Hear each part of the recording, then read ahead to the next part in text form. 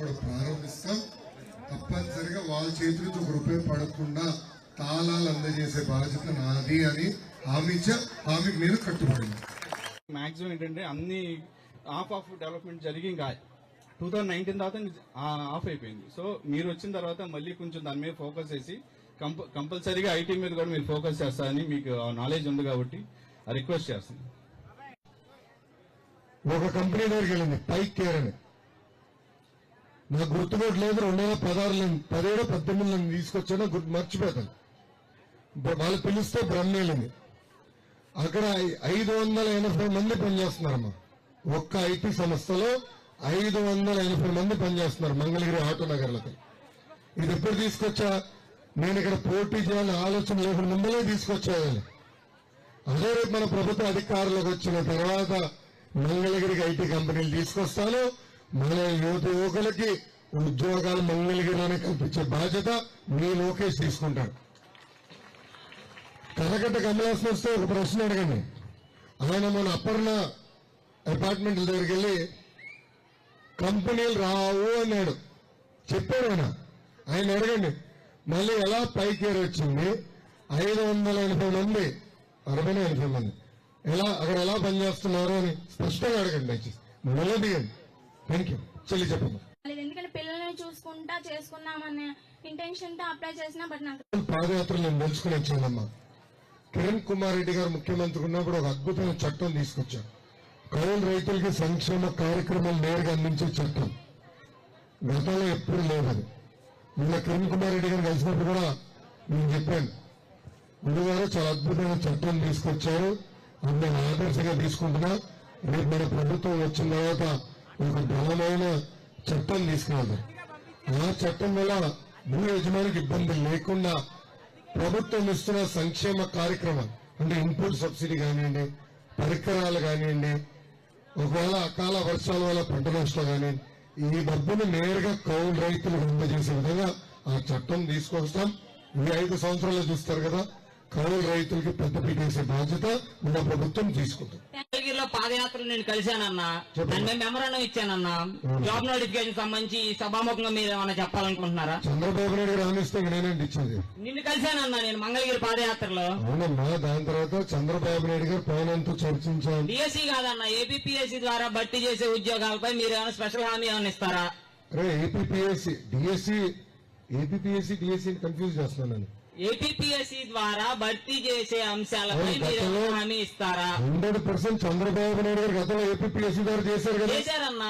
ఇప్పుడు మీరు ఇంకా ఏమన్నా మాట్లాడినారా? చెప్పన్నా. ఒక్క 2 నిమిషాలు ఉంటుంది. చెప్పన్నా. గతంలో ఏపీపీఎస్సీ ద్వారా భర్తీ చేశారు. నంబర్ 1. పోలీసు కూడా పోస్టులు ఆధారం విడుదల చేశారు. చాలా మందికి అవకాశం వచ్చింది. మెగా డిఎస్సీ కూడా ఇస్తానని చంద్రబాబు నాయుడు గారు హామీ ఇచ్చారు. మన ప్రభుత్వ లక్ష్యం ఏంటంటే 5 సంవత్సరాల్లో పెండింగ్ పోస్టులన్నీ ఒక పద్ధతి ప్రకారం భర్తీ చేయాలని ఆ హామీకి మేము కట్టుబడినా తప్పనిసరిగా చేస్తాము. ప్రతి ఏటా జాబ్ క్యాలెండర్ ఏమన్నా? ప్రతి ఏటా సింగిల్ జాబ్ క్యాలెండర్ ఏంటంటే ప్యూన్ దగ్గర నుంచి గ్రూప్స్ వరకు సింగిల్ నోటిఫికేషన్ లో చెప్తాం. ఒకే ఒక వెబ్సైట్ లో మీరు అప్లై చేసుకోవచ్చు. ఎప్పుడు ఎగ్జామ్ జరుగుతుంది, ఎప్పుడు ఇంటర్వ్యూ జరుగుతుంది, మళ్ళీ ఎప్పుడు లెటర్ అంటే ఉద్యోగం వచ్చిన లెటర్ ఇస్తారు కదా, ఎప్పుడు ఇస్తారో స్పష్టంగా చెప్పదలుచుకున్నాం. నేను ఏమవుతుంది, నిరుద్యోగులకి జాబ్ క్యాలెండర్ అంటాం, ఒక యాడ్ వస్తుంది. మరి దాని తర్వాత మిగతా డిపార్ట్మెంట్ లో ఉద్యోగాలు ఇస్తారు. అదే ఎక్కడ మూలలో యాడ్ ఉంటుంది. నేను వాట్సాప్ లో తెలుసుకుంది. ప్రతిరోజు పేపర్లు చదువుకోవాలి. మీరు ఆ సమస్య లేకుండా సింగిల్ జాబ్ క్యాలెండర్ అనేది మా లక్ష్యం. తప్పనిసరిగా సింగిల్ జాబ్ క్యాలెండర్ ప్రతి ఏడా విడుదల చేసే తీసుకుంటాం. Thank you. మీకున్న ఒక్కొక్క ఓటు కొనుగోలు చేసడానికి 10,000 రూపాయలు ఖర్చు పెట్టబోతున్నారు. దయచేసి గుర్తుపెట్టుకోండి, 10,000 రూపాయలు. అమ్మాదంతా మన డబ్బులే, మన నుంచి డబ్బులు డబ్బులే. వాళ్ళు వచ్చినప్పుడు చొక్కా పెట్టుకుని తీసుకోండి డబ్బులు, నో ప్రాబ్లం. జోబులో పెట్టుకోండి, సైకిల్ గుర్తుకే ఓటేయండి. ఎలా డబ్బులు దొప్పాడు కూడా నేను చెప్పాలి కదా. ఊరికే ఆరోపణ చేసి వెళ్ళిపోతా కదా, చెప్తా ఎట్లా దొప్పినాడు. గతంలో ఇసుక ధర ఎంతన్నా 1000 రూపాయలు, ఇప్పుడు అదే ఇసుక ధర ఎంత 5,000 రూపాయలు. ఎవరి జోబులోకి వెళ్తుంది? జగన్ జోబులోకి. గతంలో 5,300. గతంలో క్వార్టర్ బాటిల్ 60 రూపాయలు, 63. ఇప్పుడు అదే క్వార్టర్ బాటిల్ 180 రూపాయలు. ఆ డబ్బులు ఎవరు చూపగలుగుతుంది? జగన్ చూపగలుగుతుంది. మూడోది గంజాయి. మన పిల్లలందరినీ గంజాయికి బానిసలు చేస్తున్నారు వైకాపా నాయకులు. వాళ్ళ పార్టీకి చెందిన ఒక ఎవరో ఉన్నాడో, అతని పేరు అనంత బాబు. ఆ అనంత బాబు గంజాయి మొత్తులో అతని దళిత డ్రైవర్ సుబ్రహ్మణ్యని అతి కిరాతకం కొట్టి చంపేసి శవాన్ని డోర్ డెలివరీ చేశారు. అలాంటి వ్యక్తికి ముఖ్యమంత్రి ఎమ్మెల్సీ చేస్తాడు తల్లి. మీటింగ్లు జరిగితే పక్కన నుంచో పెట్టుకుంటారు తల్లి. బస్ యాత్ర వెళ్తే మేము కోరుతున్నాను అమ్మ. 5 సంవత్సరాలు ఒక 5 సంవత్సరాలు కష్టపడ్డా తల్లి. నేను చేయగలంత సహాయం నేను చేశా తల్లి. నా తల్లిదండ్రులు ఒకటే నేర్పించారు, మంచి మనసుతో పనిచేయి, ప్రకృతి సహకరిస్తుంది, సమాజం సహకరిస్తుంది. అలానే పనిచేసే తల్లి. ఎల్లుండా అవతల ఎల్లుండి 13వ తారీఖు నాడు 13వ తారీఖు నాడు ఎండలు గట్టిగా ఉంటాయి. ఒక గొడుగు పట్టుకెళ్ళండి, ఒక బాటిల్ నీళ్ళు, ఒక బాటిల్ మజ్జిగ. అమ్మ నేను ఇచ్చేవాడిని అక్కడ, కానీ ఎలక్షన్ కమిషన్ వాళ్ళు ఒప్పుకోడతాను. సో ఒక బాటిల్ నీళ్ళు, ఒక బాటిల్ మజ్జిగ పట్టుకుని వెళ్ళండి, పొద్దున వెళ్ళండి. దయచేసి ప్రతి వ్యక్తి మీకున్న 2 ఓట్లు సైకిల్ గుర్తుకు ఓటేసి భారీ మెజార్టీతో నేను గెలిపించమని ఈ సభాముఖం అందరినీ మళ్ళీ కోరుతున్నాం. రేపు వాళ్ళిద్దరితో దెబ్బలాడాలి కదా, నిధులు తీసుకురావాలి కదా, మంచి పనులు చేయాలి కదా. మీరు నాకు ఎంత ఎక్కువ మెజారిటీ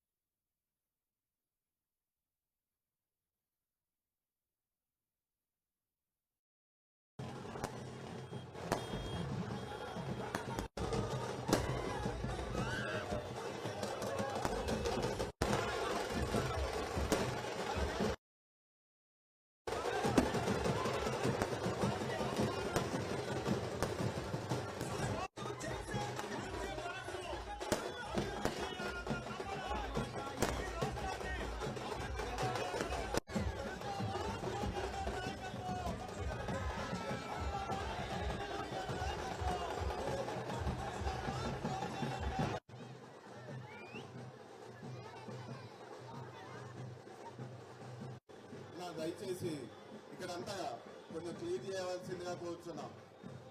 అన్న కొంచెం బ్యాక్ రండి అన్న. ఫొటోస్ అన్ని మీటింగ్ తర్వాత దిగుతారమ్మా. దయచేసి కొంచెం ప్రత్యేకతలు. మొదటిది, మీరు పవర్ స్టార్ పవన్ మనసు గెలుచుకునే వాళ్ళు. మొన్న పవన్ ఇంటికి వచ్చినప్పుడు అన్న మీరు కూర్చోండి అన్నా. మొన్న పవన్ ఇంటికి వచ్చినప్పుడు ప్రత్యేకంగా చెప్పారు, ఇప్పటం గ్రామానికి వెళ్ళండి, ఇప్పటం ప్రజలను గుండెల్లో పెట్టుకుని కాపాడుకోండి అని చెప్పారు. ఇంకా నేను మర్చిపోతానా? తగ్గేదే. రెండోది, ఆనాడు మన గ్రామంలోకి జేసీబీని పంపించి ఎలా ఇల్లు కట్టేశారో మనందరం చూసాం. ఆనాడు అందరూ కోరింది ఏంటి? అభివృద్ధి కార్యక్రమాలు మేము వ్యతిరేకం కాదు, కానీ మాకు న్యాయం చేసిన తర్వాత మీరు ఏమైనా చేయండి అన్నాం. కానీ రోడ్డు పైన గంటేశారు. ఇక్కడనే నేను ప్రెస్ మీట్ పెట్టా. ఆ రోజు చెప్పా, ఆంధ్ర రాష్ట్రంలో సైకిల్ పోవాలి, సైకిల్ రావాలని. ఇప్పుడు అది కాస్త పాత అయిపోయింది. ఎక్కడికన్నా అందరూ అదే మారుతున్నారు. సో ఈ గ్రామ పవరే వేరబ్బా, పవరే వేరు. ఆంధ్ర రాష్ట్ర రాజకీయాల డైరెక్షన్ మార్చే సత్తా ఈ గ్రామంలో ఉంది. లేదంటే పవనలో ఒక గ్రామం గురించి చెప్పగలుగుతారు, ఆయన అన్ని చూడాలి కదా. అలాంటిది పక్కకు తీసుకెళ్లి తీసుకెళ్ళి ఇప్పటి గురించి మర్చిపోదబ్బా. నా వల్ల ఆ రోజు నాకు సభకు భూములు ఇచ్చారని ప్రజలు చాలా ఇబ్బంది పడ్డారు. వాళ్ళు జాగ్రత్త చూసుకొని మరీ నాకు చెప్పారు, అమ్మా నేను గ్రామానికి ఎప్పుడు వచ్చినా నాకు ఇంత ఘన స్వాగతం పలుకుతారు, ఎప్పుడు నవ్వుతానో పలకరిస్తారు తల్లి. అది నేను ఎప్పుడు మర్చిపోలేను. ఒక పక్కన పవనన్న చెప్పి ఇంకో పక్కన సైకిల్ పోవాలి సైకిల్ రావాలన్న పదం ఇక్కడి నుంచి వచ్చింది. ఇంక ఇప్పటి గ్రామానికి నేను రుణపడి ఉంటా, తప్పనిసరిగా ఇచ్చిన ప్రతి హామీ నేను నిలబెట్టుకుంటా. మా 2019లో 21 రోజుల ముందల తెలుగుదేశం పార్టీ అభ్యర్థిగా మీ ముందర ఉంచిన నేనేంటో మీకు అర్థాలు, మీ సమస్యలు ఏంటో నేను తెలుసుకోలేకపోతే ఎన్నికలు అయిపోయాయి. 5,350 ఓట్లతో ఓడిపోయా. ఓడిపోయిన రోజు బాధ కలిగింది, ఓడిపోయిన రోజు ఆవేదన వచ్చింది. అది ప్రజలకి నేను చెప్పుకోలేకపోయాను. కానీ రెండో రోజు నుంచి ఆ బాధ ఆవేదన నాకు కసి పెంచింది.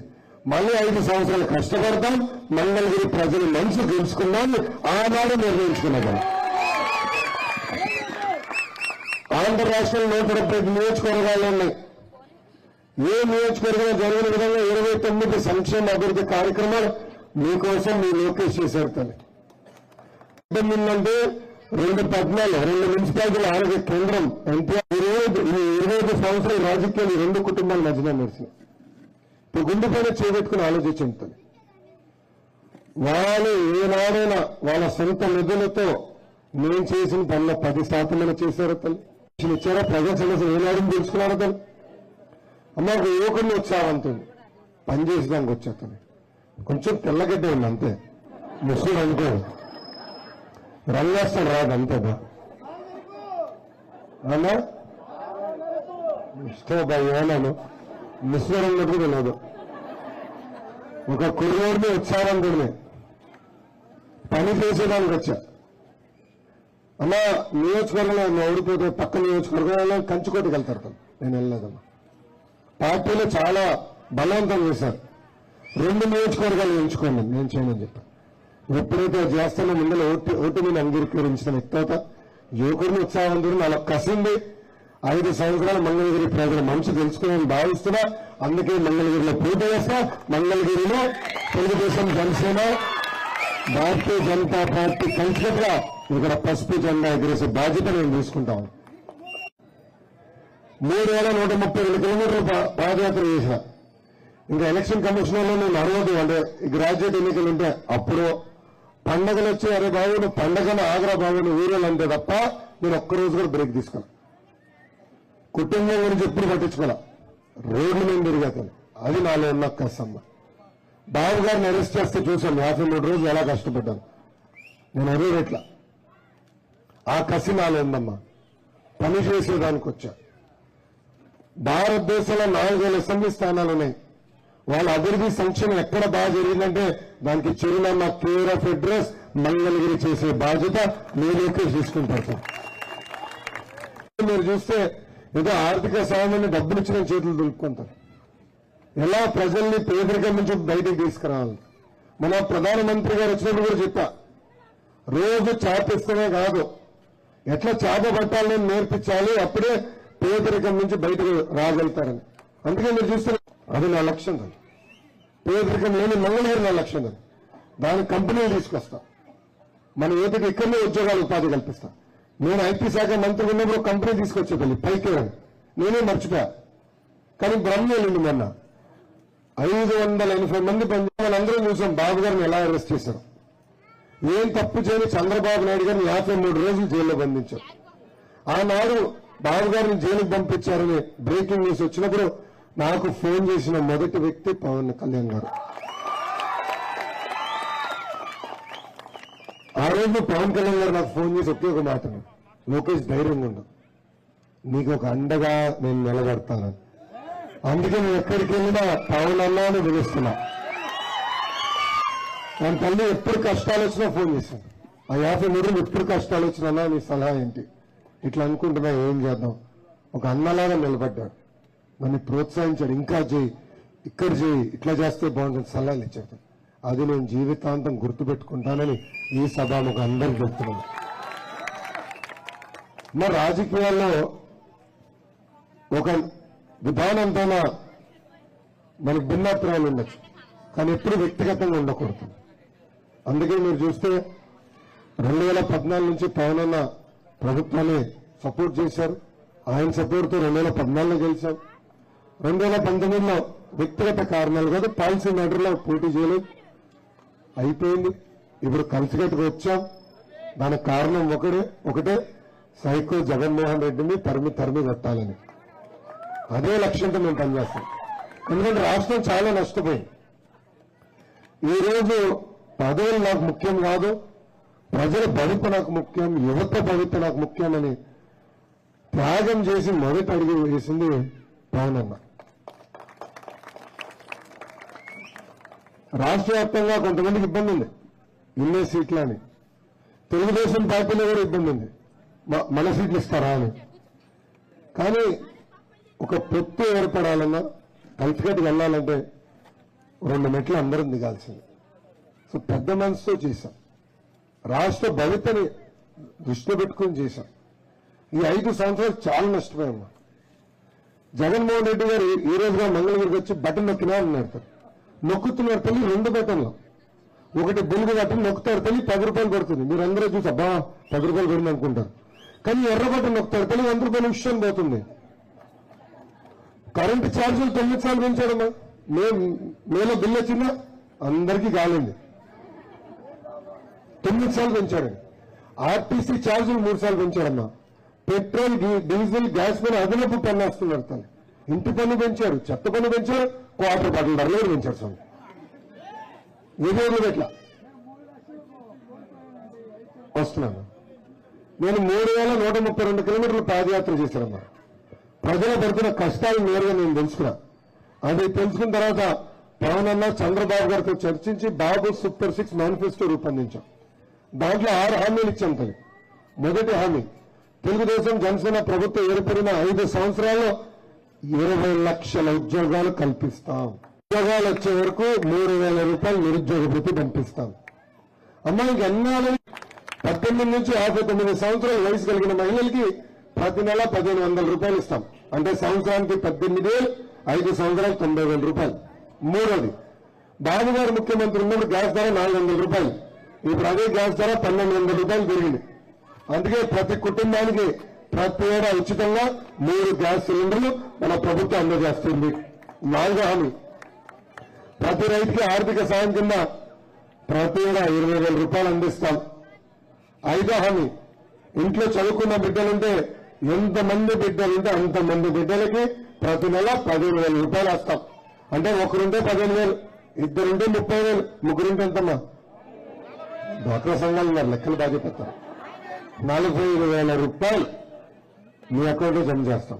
ఇంకా 6వ హామీ, తెలుగింటి ఆడబడుచులు ఆర్టీసీ బస్సులు ఉచితంగా ప్రయాణించే హక్కు కూడా మన ప్రభుత్వం కల్పిస్తుంది. తల్లి జగన్మోహన్ రెడ్డి గారికి శవరాజకీయాలు అంటే బాగా ఇష్టం అమ్మా. 2014లో తండ్రి శవం వాడుకున్నారు, 2019లో సొంత బాబాయిని చంపేసి ఆయన శవం వాడుకున్నారు. ఇప్పుడు 2024 వచ్చిన 4 ఇచ్చారు. ఏం చేద్దాం అబ్బా అని అప్పుడు ఆయనకు ఒక ఐడియా వచ్చింది.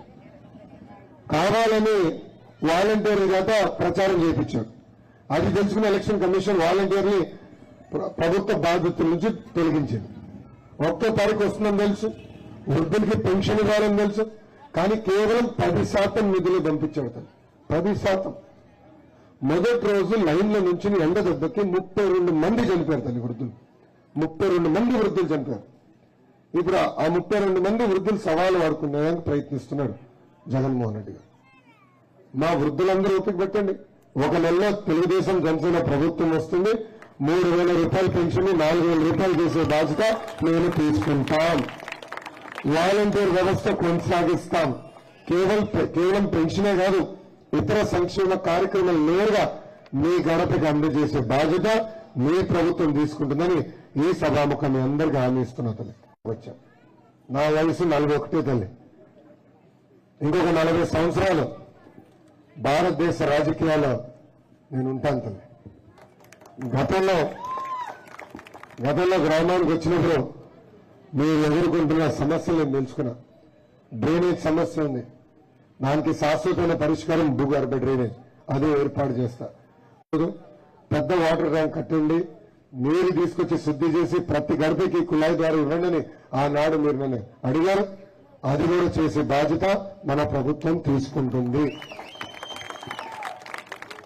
ఈ రోడ్డు వైండింగ్ వల్ల ఎవరైతే నష్టపోయారో వాళ్ళందరికీ ఆదుకోవాల్సిన బాధ్యత కూడా మా పైన ఉంది. అది మన ప్రభుత్వ అధికారులకు వచ్చిన మొదటి 100 రోజుల్లో ఆ కుటుంబాలను కూడా ఆదుకుని భూమిని చూపించి ఇల్లు కట్టించి సంవత్సరంలోపు తాళాలు వాళ్ళ చేతుల్లో పెట్టే బాధ్యత కూడా మేము తీసుకుంటాం. ఇంకా ఇల్లీగల్ మైనింగ్ జరుగుతుంది, నాకని బాగా మీకే తెలుసు. నిరుపేద కుటుంబాలు అనేక మంది ఉన్నారు, వాళ్ళకి ఇల్లు కావాలనేది కళ. సో వాళ్ళకి ఇల్లు కట్టాలి, ఆ ఇల్లు కూడా అందించాల్సిన బాధ్యత నేను తీసుకుంటాను. అమ్మా నేను మంగళగిరిలో తిరిగేటప్పుడు అందరూ అడిగారు, దాదాపు 20,000 కుటుంబాలు ఉంటాయి నిరుపేద కుటుంబాలు, వాళ్ళకి మీరు ఇల్లు ఎట్లా కడతారు? మొన్న నేను నెల్లూరు సిటీకి వెళ్తే నారాయణ గారు కట్టిన టౌన్షిప్ చూశాను. 4 దిక్కులు కట్టారు కదా, 40,000 మంది నివసించడానికి. అసలు అద్భుతమైన పార్కులు, అంగన్వాడీ సెంటర్, ప్రాథమిక ఆరోగ్య కేంద్రం, ఇలా చిన్న చిన్న ఫంక్షన్ చేసుకోవాలంటే ఒక కళ్యాణ మండపం అన్ని ఏర్పాటు చేశారు. సో ఒక్క నియోజకవర్గంలో నారాయణ గారు చేయగలిగి నేను ఒళ్ళు పెడతానా? నేను ఒళ్ళు పెడతానా? నేను ఒళ్ళు పెడతా, పని చేస్తా, 6 నిమిషాలు కష్టపడతా. రేపు మీరు నా చుట్టూ తిరుగుతాం కాబట్టి నేను మీ చుట్టూ తిరుగుతా. నాయకులందరూ, తెలుగుదేశం జనసేన నాయకులందరూ మీ చుట్టూ తిరుగుతాం, మీ సమస్యలు తెలుసుకుంటాం, మీ సమస్యలు పరిష్కరిస్తాం. మేము కూడా గ్రామాలకు వస్తాం, మీతో ఉంటా, ఇట్లనే రచ్చబండ్లు పెట్టుకుంటా. ఈ రోజు అనుకోకుండా ఎక్కువ హడావుడి చేశారమ్మా. నాకు టపాసులు వద్దు, నమస్కారం స్వామి, నమస్కారం. నాకు టపాసులు వద్దు, పూలు వద్దు, వచ్చినప్పుడు మంచిగా మజ్జిగ పెట్టండి, నేను ఇంట్లో భోజనం పెట్టండి చాలు. నాకు హాయిగా టైం ఎక్కువ ఉంటుంది, హాయిగా కూర్చోవచ్చు, రచ్చబండ్లు మాడుకోవచ్చు. తిరిగి 5 సంవత్సరాల తర్వాత వచ్చినప్పుడు మీ గురించి ఒకే ఒక మాట వినాలనిపిస్తుంది, సభాష్ బాగా చేశావు రాను. దానికోసం నేను కష్టపడతాను, దానికోసం నేను కష్టపడతా. ప్రతిపక్షంలోనే నేను ఇంత సేవ చేశానంటే రేపు అధికారులకు వచ్చినా ఎంత చేస్తాను ఒక్కసారి ఆలోచించాను. అమ్మా మా ఇంట్లో చిన్న యుద్ధం జరుగుతుంది, అభివృద్ధి చేసేదానికి, సంక్షేమం చేసేదానికి, కులం మొత్తం ప్రాంతం అతీతంగా మన రాష్ట్రాన్ని అభివృద్ధి చేసుకోవాలి. మన రాష్ట్రం మనం అభివృద్ధి చేసుకోవాలి. ఎందుకంటే వైకాపా పార్టీకి తెలిసింది ఒకటే, కులం మతం ప్రాంతం వాడి మన మధ్య చిచ్చు పెడుతున్నారు. తల్లి మొదలు పెట్టారు. తల్లి పసుపు సైన్యం పేరుతో సైనికులు తిడుతూ, జన సైనికుల పేరుతో పసుపు సైన్యం తిడుతూ ఇలాంటి ఏదో పనులు చేస్తున్నారు. తల్లి అప్రమత్తం ఉండండి. వాళ్ళు వచ్చి చెప్పినా నా అలాంటి వాళ్ళు కాదబ్బా, మాది చాలా క్లారిటీ ఉందని చెప్పండి. అందరూ ఒకే నినాదంపై నిలబడాలి. ఏంటది?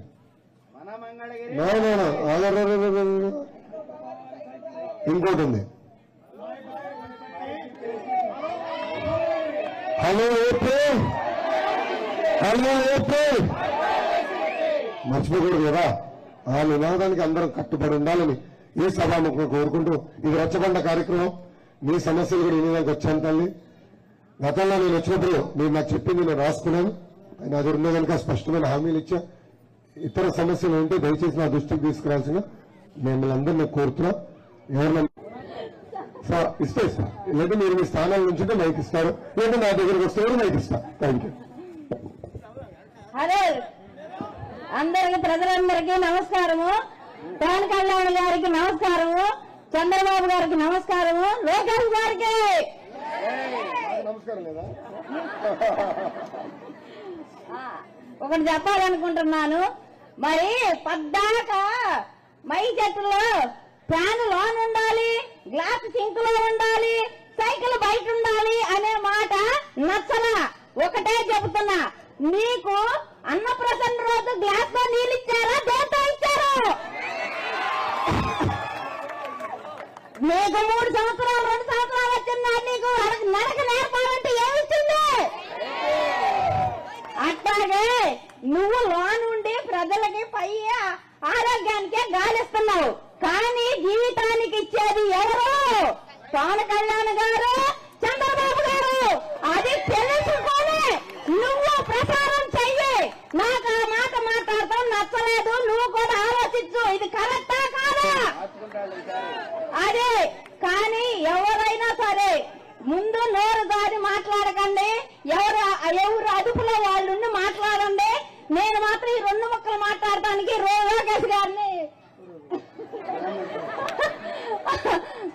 చెప్తున్నాను. జై జనసేన, జై జై తెలుగుదేశం. అదృష్టం అంటే ఇద్దరు యువకులు, పవన్ కళ్యాణ్ గారు, లోకేష్ గారు. మంచి అందగాడు కాదు, మంచి అందగాడు, క్రమశిక్షణతో మంచి క్రమశిక్షణతో పెరిగిన వ్యక్తి. మరి అటువంటి వ్యక్తి మన ఇప్పటి గ్రామానికి ఒక అసెంబ్లీ అభ్యర్థిగా రావటం ఎంత అదృష్టం ఉంటే ఇప్పుడే గ్రామం ప్రపంచం మొత్తం తెలిసింది ఇద్దరి వలన. ఒకటి పవన్ కళ్యాణ్, లోకేష్ గారు. ఈ మహానీయులు మనకు రావటం ఎంత అదృష్టం. ఇంకా ఇంకా అదృష్టమైన ఫలితాలు మనం అనుభవిస్తాము. అది లోకేష్ గారి పుణ్యం వలన. సెలవు తీసుకుంటాం. నమస్కారం. పర్లేదమ్మా, చెప్పమ్మా, దగ్గర పెట్టుకో. నేను ఈ ఊరు వచ్చిన దగ్గర నుంచి చూస్తున్న ఒక సమస్య నేను మీకు చెప్పదలుచుకున్నానండి.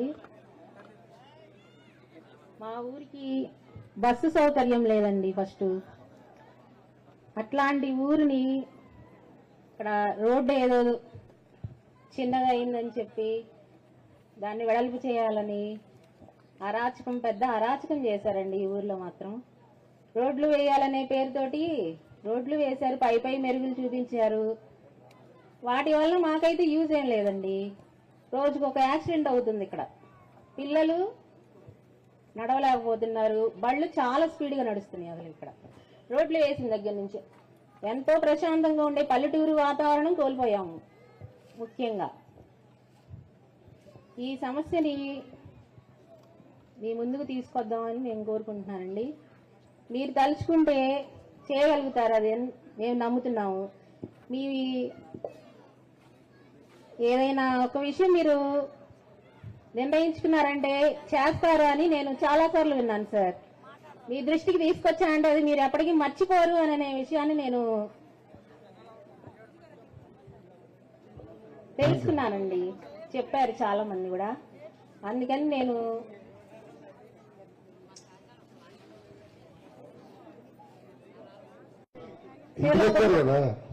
ఇంటికి వచ్చారు కదా. అవును సార్, వచ్చాం సార్. అవును సార్, మీరు అలా గుర్తుంచుకుంటారని మేము అనుకుంటాం సార్. అమ్మా బస్ గురించి చెప్పారు. అరే తపాసులు ఆపండి, పుణ్యం ఉంటుంది. అమ్మా బస్ విషయం నాకు చెప్పారు. ఇప్పుడు ఊరు లోపల పెద్ద రోడ్డు కాదు, ఊరికి వచ్చే రోడ్డు, ఇటు బయటికి వెళ్ళే రోడ్డు కూడా పెద్దది ఉంటే బస్ సౌకర్యం ఉంటుంది. అది ఏర్పాటు చేయాలి. ముందు రోడ్లు వేయాలి, దాని తర్వాత బస్సు కల్పించాలి. నా వదిలే నేను చూసుకుంటాను. ఓకేనమ్మా. అది కాదు సార్, మాకు ఈ కాలువకి ఒక బ్రిడ్జ్ ఏర్పాటు కావాలి సార్. మా ఊరికి అనుసంధానం చేస్తూ ఒక బ్రిడ్జ్ ఏర్పాటు చేయమని కోరుచున్నాం సార్. మీరు తప్పకుండా చేయాలని మేము కోరుకుంటున్నాం సార్. మేము అడుగుతుంది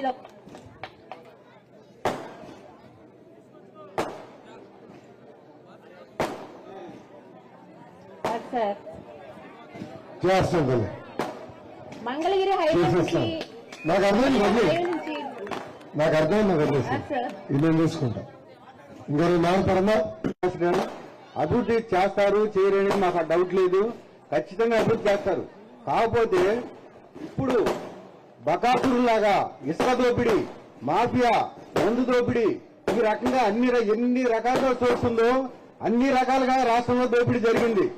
ఈ దోపిడీ జరిగిన వేల కోట్ల రూపాయలని మీరు ఎలా ఖజానా తీసుకొస్తారు అని నేను మిమ్మల్ని క్వశ్చన్ చేస్తున్నాను.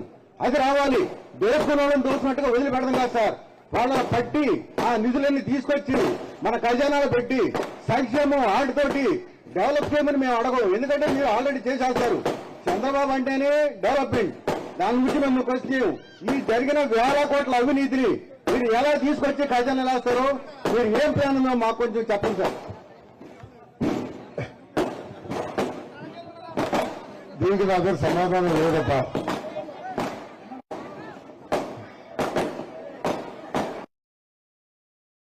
ప్రధానమంత్రి గారు రాజమండ్రి సభలో చాలా స్పష్టంగా రాజకీయాల్లో ఉన్న అవినీతి పరులందరిపైన ట్రయల్ చేయాలి, వాళ్ళ ఆస్తులన్నీ జప్తు చేసి ఫాస్ట్ ట్రాక్ కోర్టు ద్వారా ఆ డబ్బులు ప్రజల కోసం ఖర్చు పెట్టాలనేది చాలా స్పష్టంగా చెప్పారు.